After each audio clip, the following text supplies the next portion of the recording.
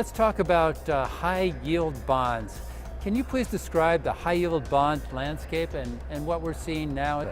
Sure, it's been a real roller coaster ride for high yield markets over the past year and a half or so, largely driven by energy sector, but also we're seeing a little bit areas of volatility throughout the market, but largely driven by energy and commodity sector. So what we saw was a huge decline within the energy sector, kind of corresponding with the sell-off in oil prices throughout 2015, and that sent the market down. We had a negative return for the calendar year for high yield bonds.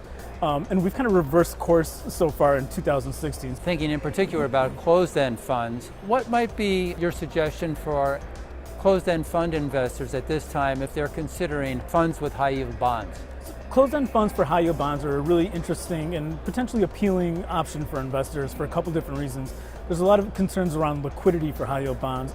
And those concerns around, as we mentioned earlier, there's been a lot of money coming into that asset class.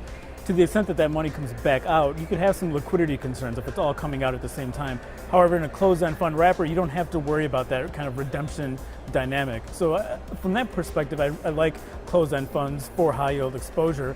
You do need to keep in mind that a lot of high-yield closed-end funds use leverage. So you're going to get some more volatility because of the leverage used in those closed-end funds, but you don't have as much of a concern around liquidity. So from that perspective, it makes sense to look at this space. What we saw in kind of mid-2015 to late 2015 is that discounts for closed-end funds that focus on high-yield bonds really widened. There were opportunities to buy closed-end funds that focused on high yields that were trading at 15% discounts with yields of 10% and above.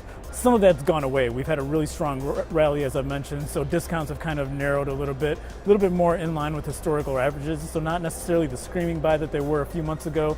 But again, for investors seeking income that are willing to take on a little bit of volatility via the leverage and just the fact that high yield bonds are a little bit more volatile than a treasury bond, for example, you could find some interesting opportunities there.